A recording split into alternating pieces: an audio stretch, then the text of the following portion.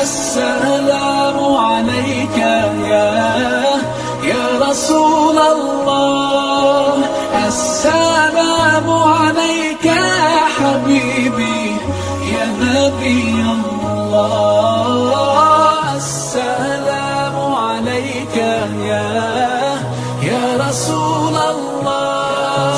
السلام عليك يا حبيبي يا نبي الله يا رسول الله.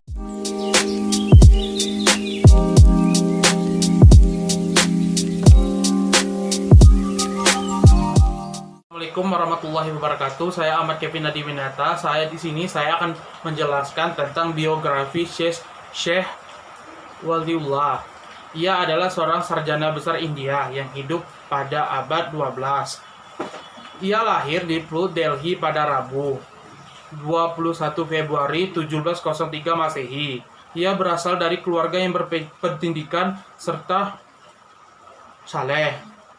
Hal ini terbukti karena sebagian besar pendidikannya dijalaninya di bawah bimbingan ayahnya, Syekh Abdur Rahim, tepatnya di Madrasah Rahimiyah yang didirikan oleh ayahnya di Delhi.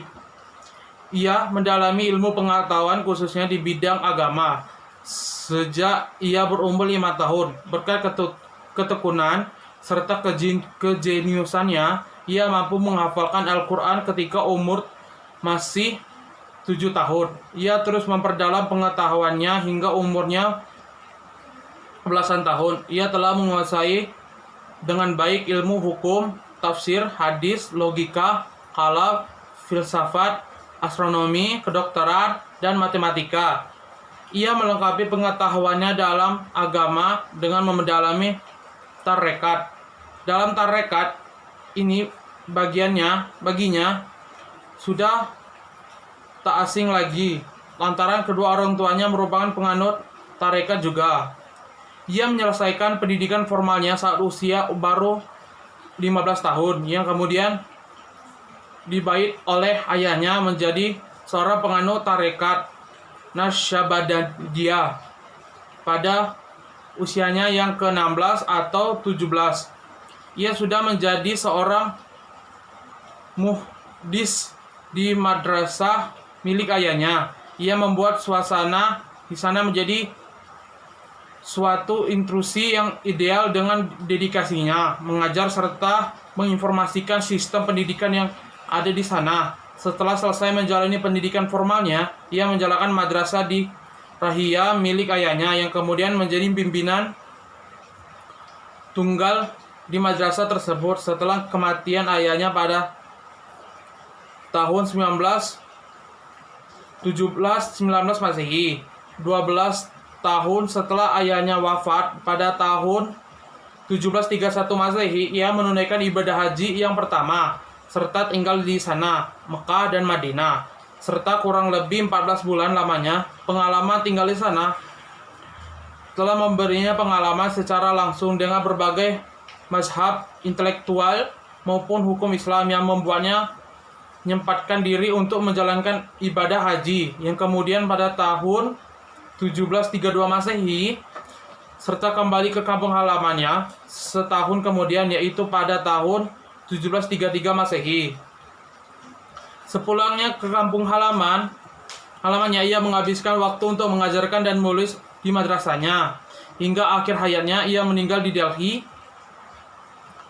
pada tanggal 29 Muharram 1176 atau bertepatan dengan 20 Agustus 1762 Masehi, serta dimakamkan di sana.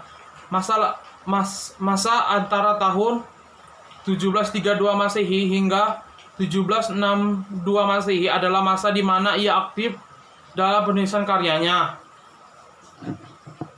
menegaskan bahwa lebih dari 50 karya telah diterbitkan ketika ia sumbangan besarnya khusus bagi bidang filsafat dan metafisika sangat unik. Dalam hal ini ia mencoba untuk merumuskan ulang, membangun kembali disiplin-disiplin ilmu tersebut agar sesuai dengan Al-Quran dan As-Sunnah. Salah satu wujud usahanya adalah mencoba untuk mendamaikan dua konsep pemikiran, yaitu Wahdatul Wujud Ibnu Arabi serta Wahdatus Syuhud Ahmad Sirhindi yang ia jadikan sebagai fokusnya yang utama. Oleh karena itu, ia terkenal di dua sisi, satu sisi falsafat serta sisi lain tasawuf. Mungkin itu saja yang bisa saya dapat sampaikan. Wabillahi taufiq wal hidayah. Wassalamualaikum warahmatullahi wabarakatuh.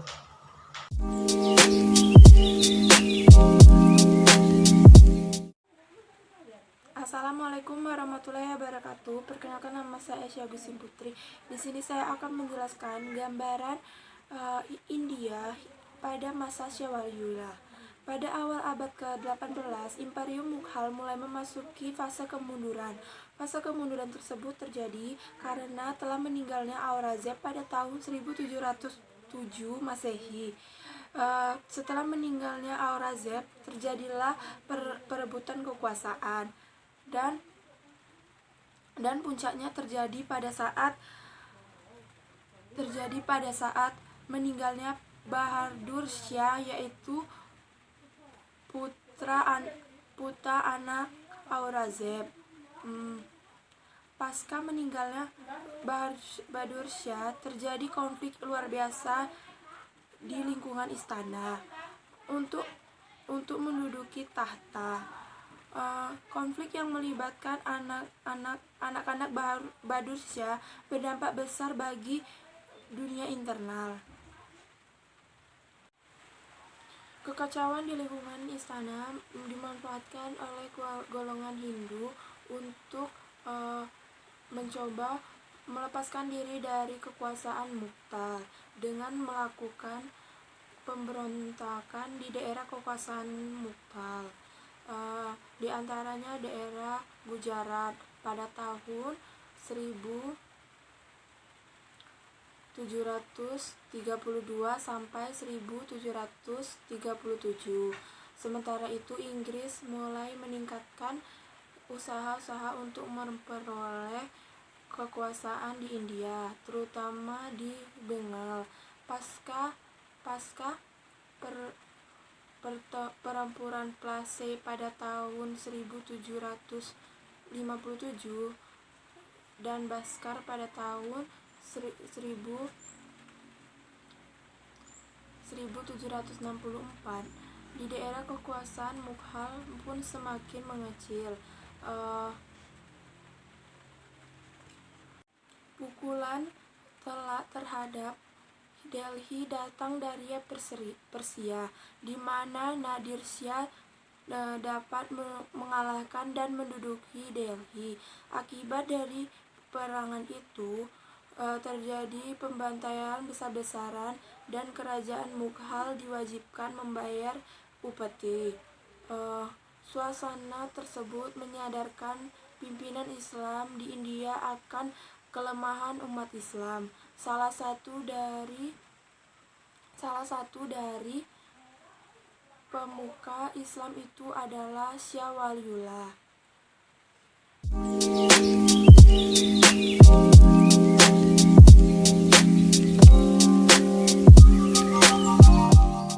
Assalamualaikum warahmatullahi wabarakatuh. Perkenalkan, nama saya Anggun Melinda. Dasar dari kelompok 1 akan menjelaskan materi lanjutan dari teman saya, yaitu tokoh Sayyid Ahmad Khan 1817 sampai 1898 Masehi.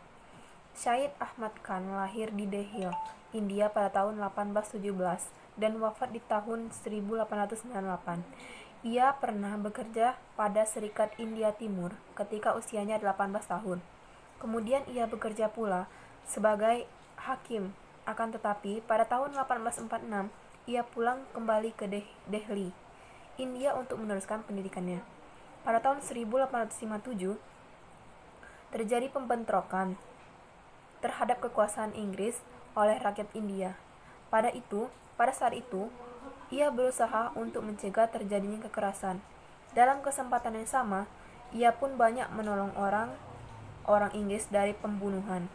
Pihak Inggris menganggap bahwa Sayyid Ahmad Khan menolak hadiah yang menolak hadiah yang dianugerahkan Inggris kepadanya. Ia menerima hanya gelar Sir tersebut sehingga ia populer dipanggil dengan nama Sir Syed Ahmad Khan. Komunikasi yang baik dengan pihak Inggris digunakan sebagai strategi untuk kepentingan umat Islam di Indonesia. Inilah materi saya. Selanjutnya tentang Syed Ahmad Khan ini akan dilanjutkan oleh Anggun Ramadhani. Wassalamualaikum warahmatullahi wabarakatuh.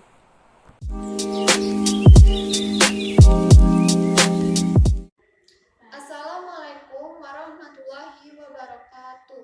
Baiklah, di sini saya akan melanjutkan materi yang telah disampaikan oleh Anggun Melinda terlebih dahulu. Di sini saya akan menjelaskan tentang pemikiran Sir Syahid Ahmad Khan dalam pembaharuan Islam di India. Yang pertama, kemunduran umat Islam disebabkan oleh umat Islam itu sendiri yang tidak pernah mengikuti perkembangan sains dan teknologi. Yang kedua, ilmu dan teknologi modern adalah hasil pemikiran dan usaha manusia itu sendiri. Oleh karena itu, akal dan usaha dalam batas kekuatannya harus dihargai tinggi oleh umat Islam. Yang ketiga, Islam adalah agama yang memiliki paham hukum alam buatan Tuhan. Antara hukum dan alam sebagai ciptaan Allah Subhanahu wa taala dan Al-Qur'an sebagai firman Allah Subhanahu wa taala sebagaimana yang ada di dalam Al-Qur'an pasti tidak terdapat pertentangan, tetapi keduanya sejalan. Yang keempat, sumber ajaran Islam hanyalah Al-Qur'an dan hadis. Pendapat ulama masa lampau tidak mengikat bagi umat Islam. Di antara pendapat mereka ada yang sudah kurang sesuai dengan zaman modern. Yang kelima, umat Islam harus didorong untuk memiliki sifat dan perilaku yang mencerminkan semangat berpikir, bukan sikap dan perilaku takir atau taklid, hanya mengikuti pendapat lain tanpa mengerti alasannya. Dan yang terakhir, cara efektif untuk mengubah sikap mental umat Islam dari keterbelakangan adalah pendidikan. Oleh karena itu, mendirikan sekolah yang akhirnya memiliki peranan penting dalam kebangkitan umat Islam di India. Sekolah tersebut diberi nama Muhammadan Anglo Oriental College atau MAOC yang terletak di Aligarh, India.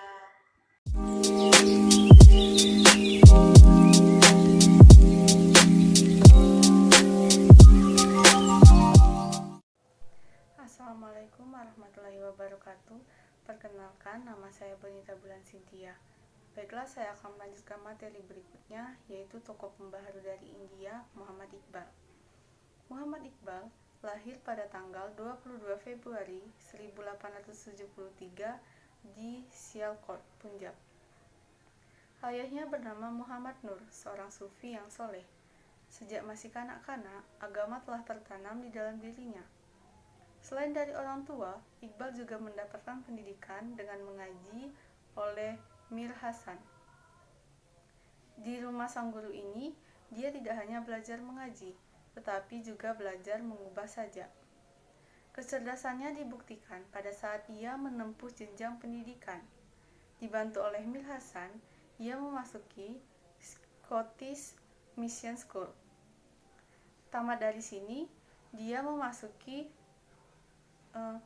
Government College dan mendapatkan gelar MA atau Master of Arts di bidang filsafat. Di perguruan tinggi ini dia berkenalan dengan seorang guru besar, yaitu Thomas Arnold, yang menyarankan Iqbal agar melanjutkan kuliahnya di Inggris. Pada tahun 1905, Iqbal pergi ke Inggris dan memasuki Universitas Cambridge untuk mempelajari filsafat. Pada tahun 1907, karena ketertarikannya dengan filsafat, membawa Iqbal ke Munich di Jerman. Di kota inilah Iqbal mendapatkan gelar PhD atau Filosofi Doctor dalam bidang tasawuf. Pada tahun 1908, Iqbal kembali ke Lahore. Selanjutnya mengambil program hukum dan mendapatkan keahlian di bidang keadvokatan.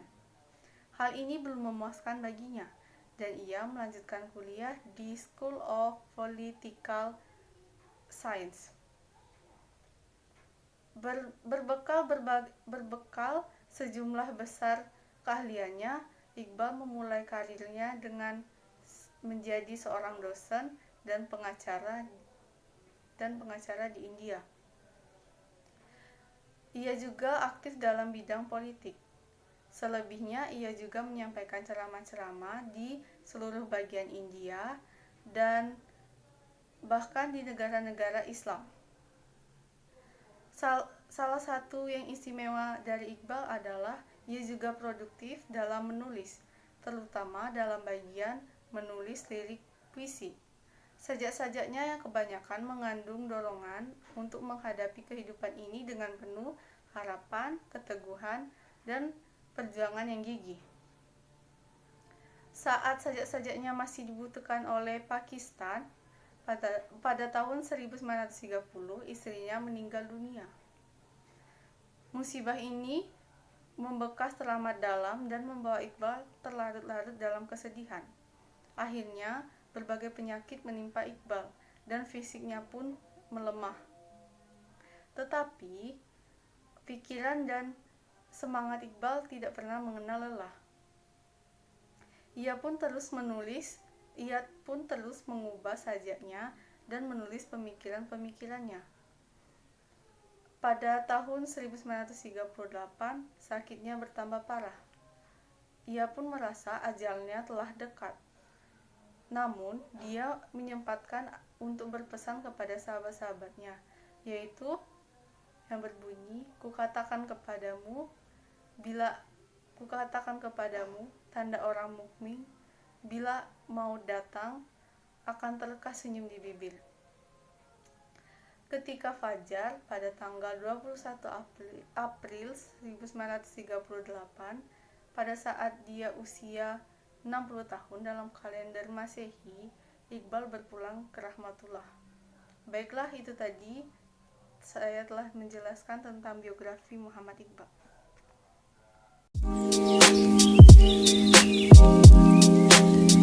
Assalamualaikum warahmatullahi wabarakatuh. Saya Dandi Akbar dari kelompok 1 akan melanjutkan presentasi dari teman saya sebelumnya, yaitu yang kedua, pemikiran Muhammad Iqbal. Satu hal yang menarik tentang ide pembaruan Iqbal ialah meskipun ia memiliki latar belakang pendidikan Eropa, ia tidak berpendapat bahwa Baratlah yang harus dijadikan contoh.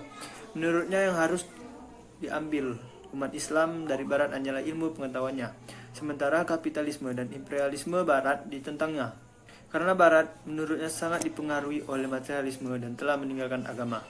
Pemikiran Iqbal yang dikenal sebagai seorang filosof sekaligus penyair, pria kondisi Islam mempunyai pengaruh yang luas terhadap gerakan pembaruan dalam Islam.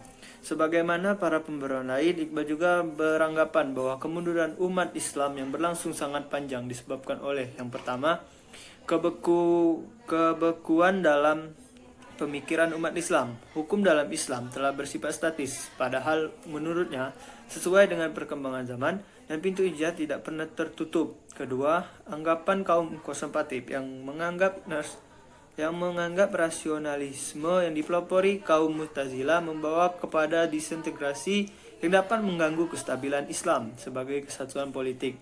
Iqbal mengkritik pendapat ini dengan menyatakan bahwa menurutnya Islam pada hakikatnya mengajarkan dinamisme dan sangat menganjurkan pemakaian akal. Padahal dinamisme Islam yang ditonjolkan Iqbal menjadikannya mendapat kedudukan penting dalam pembaruan di Hindia. Iqbal juga menyatakan bahwa kehancuran Baghdad sebagai pusat kemajuan pemikiran umat Islam di pertengahan abad ke-3 adalah faktor dominan yang menyebabkan kemunduran umat Islam. Ia juga menyatakan bahwa zuhud yang terdapat dalam ajaran tasawuf yang hanya mengharuskan pemusatan perhatian kepada Tuhan dan apa yang berada di balik alam materi menjadikan umat Islam kurang mementingkan soal kemasyarakatan dalam Islam.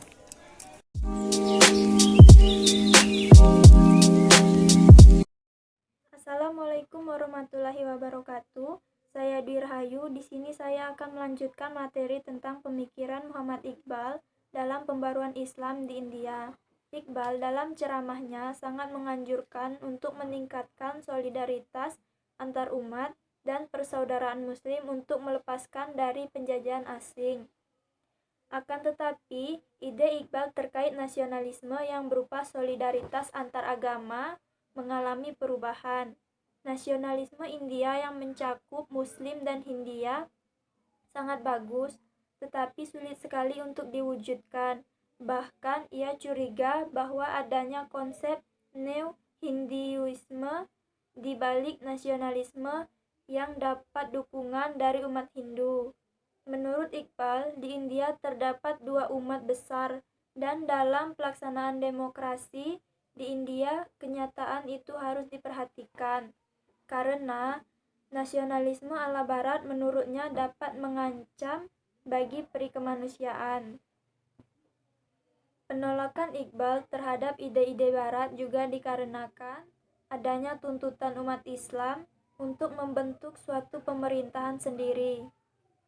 Kemudian, terbentuklah pemerintahan Pakistan yang secara resmi merdeka pada tahun 1947. Terkait dengan berdirinya Pakistan, Iqbal adalah tokoh politik dan pembaru yang memiliki peran besar. Bahkan disebut sebagai Bapak Pakistan karena sejak ia menjabat sebagai Presiden Liga Muslimin, ia banyak memaparkan tentang perlunya membentuk negara. Terbentuknya negara Muslim itulah yang menjadi tujuan akhir umat Islam. Tujuan terbentuknya negara tersendiri ini ia tegaskan dalam Rapat Tahunan Liga Muslimin tahun 1930. Disinilah ide dan tujuan membentuk negara tersendiri diumumkan secara resmi dan kemudian menjadi tujuan perjuangan nasionalisme umat Islam di India. Sekian penjelasan dari saya. Apabila terdapat kesalahan kata, saya mohon maaf. Wassalamualaikum warahmatullahi wabarakatuh.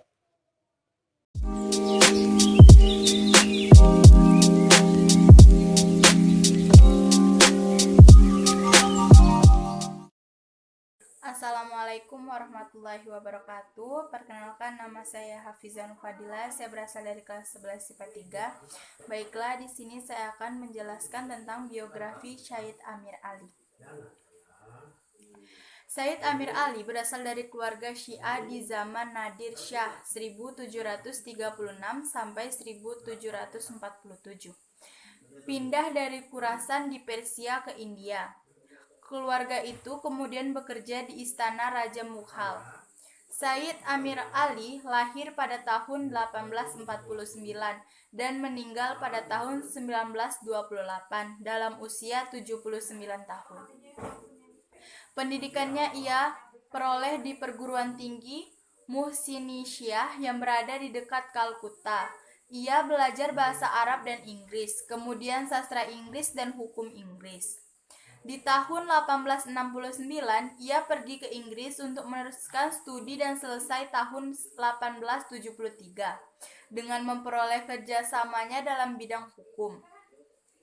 Ia kembali ke India dan bekerja sebagai pegawai pemerintah Inggris, pengacara, hakim, dan guru besar dalam hukum Islam. Pada tahun 1877, ia membentuk National Muhammadin Association sebagai wadah persatuan umat Islam India, dan tujuannya ialah untuk membela kepentingan umat Islam dan untuk melatih mereka dalam bidang politik. Di tahun 1883, ia diangkat menjadi salah satu dari 3 anggota Majelis Wakil Raja Inggris di India. Ia adalah salah satu-satunya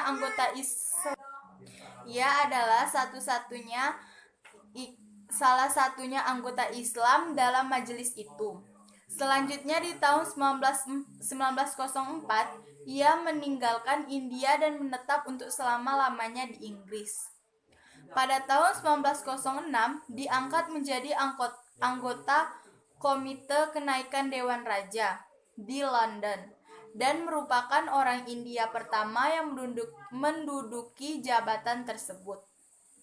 Amir Ali sendiri adalah seorang pemimpin yang dekat dengan pemerintah Inggris. Di India, dia melihat pemerintah Inggris adalah suatu alternatif untuk menghindari kemungkinan dominasi orang Hindu di India setelah kemerdekaan diperolehnya. Setelah berada di London, ia mendirikan cabang Liga Muslimin yang didirikan pada tahun 1906. Ia terlibat pula dalam perundingan-perundingan di London tentang rencana pembaharuan politik di India. Sekian dari saya. Wassalamualaikum warahmatullahi wabarakatuh.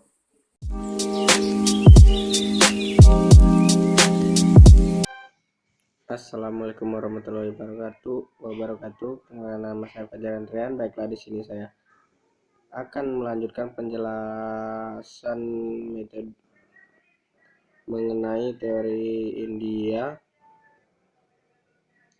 yang telah disampaikan oleh teman saya sebelum tadi, yaitu yang selanjutnya yaitu pemikiran Sayyid Ali Amir Ali. Sayyid Amir Ali berpendapat dan berkeyakinan bahwa Islam bukanlah agama yang membawa kepada kemunduran. Sebaliknya, Islam adalah agama yang membawa kepada kemajuan. Dan untuk membuktikan hal itu, ia kembali ke dalam sejarah Islam klasik karena ia banyak menonjolkan kejayaan Islam di masa lampau dan dicap penulis-penulis orientalis sebagai seorang apologis, seorang yang memuja dan rindu kepada masa lampau dan mengatakan kepada lawan, kalau kamu sedang maju sekarang, kami juga pernah mempunyai kemajuan di masa lampau. Umat Islam, terutama umat Islam sebelum abad ke-20, karena perhatian terlalu banyak dipusatkan pada ibadah dan hidup kelak di akhirat, tidak memperhatikan sejarah lagi, dan oleh karena itu lupa pada kemajuan mereka di zaman klasik. Berikut beberapa pandangan Sayyid Amir Ali yang cukup menonjol. A. Terhadap perbudakan Islam. Perbedaan pendapat dengan agama lain. Menurut Amir Ali, Islam berusaha menghapus perbudakan dengan cara memberikan kesempatan untuk membeli kemerdekaannya, baik dengan upah yang diperolehnya maupun dengan cara yang lain. B. Poligami. Pada dasarnya terlarang kecuali dengan syarat-syarat tertentu dan perceraian harus ditolak. Poligami dan perceraian adalah merupakan kelemahan moral. Dalam ajaran yang dibawa Nabi Muhammad SAW, sistem perbudakan diterima sebagai suatu kenyataan yang terdapat dalam masyarakat dan dapat diterima hanya untuk sementara. Ajaran-ajaran mengenai perlakuan baik dan pembebasan terhadap budak pada akhirnya harus membawa kepada penghapusan sistem perbudakan dalam Islam. Begitulah penjelasan dari saya dan lanjutannya akan dilanjutkan oleh teman saya. Sekian dari saya. Wassalamualaikum warahmatullahi wabarakatuh.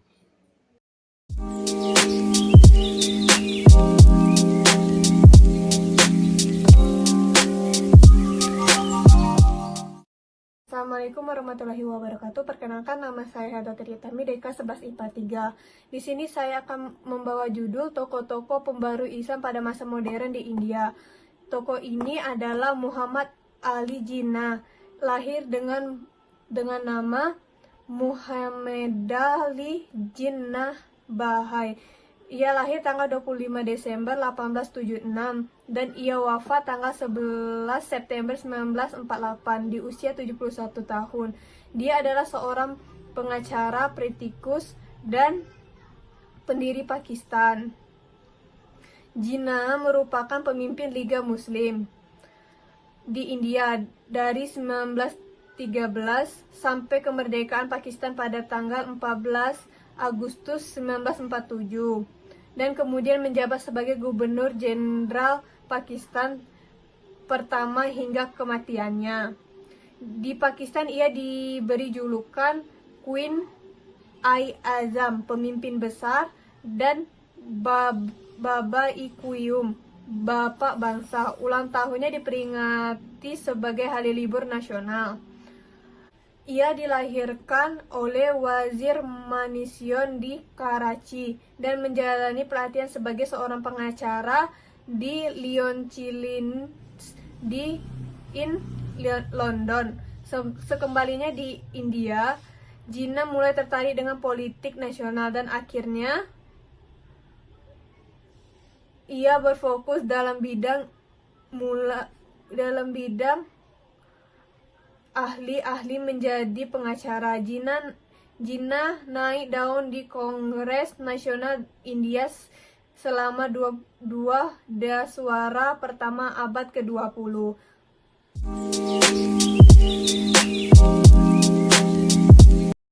Assalamualaikum warahmatullahi wabarakatuh. Saya Irani Adelia akan melanjutkan materi dari Helda. Terbentuknya negara Pakistan, pemikiran pembaharuan Ali Jinnah sebenarnya lebih pada ranah politik. Pada awalnya, ia beranggapan dan menganjurkan adanya nasionalisme India untuk melepaskan diri dari jajahan Inggris. Akan tetapi, dari hasil realitas dan pengalaman yang pernah ia rasakan, membuatnya merubah haluan politiknya sejak ia menemukan kekecewaan bersama Partai Kongres. Sejak itulah, ia beranggapan bahwa kepentingan umat Islam di India tidak bisa lagi dijamin melalui perundingan, dan terbentuknya sebuah undang-undang dasar India secara keseluruhan. Tapi, kepentingan umat Islam akan terjamin hanya melalui pembentukan negara tersendiri yang terpisah dari negara Hindu di India. Ali Jinnah mulai membahas masalah pembentukan negara Islam di rapat tahunan Liga Muslimin yang diadakan di Lahore pada tahun 1940, yang kemudian menghasilkan persetujuan bahwa pembentukan negara tersendiri bagi umat Islam sebagai tujuan perjuangan Liga Muslimin. Sejak itulah Ali Jinnah mulai memperjelas tentang negara Islam yang akan dibentuk Pakistan. Menurutnya, negara tersebut ialah sebuah negara yang berada di bawah kekuasaan umat Islam, tetapi tidak melupakan peran serta non-Muslim dalam peranan dan penyesuaian jumlah mereka di setiap daerah.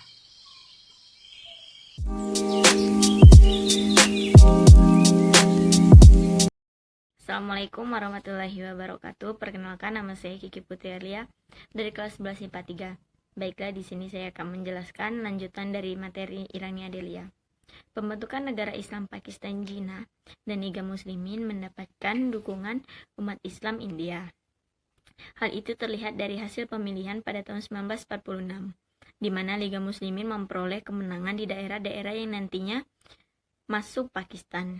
Kedudukan Ali Jinnah dalam perundingan dengan Inggris dan Partai Kongres Nasional India mengenai masa depan Islam semakin kuat, dan pada tahun 1947 Inggris mengeluarkan putusan untuk menyerahkan kedaulatan kepada dua dewan konstitusi, satu untuk Pakistan dan satu lagi untuk India. Pada tanggal 14 Agustus 1947, Dewan Konstitusi Pakistan dibuka dan pada tanggal 15 Agustus 1947 diresmikan.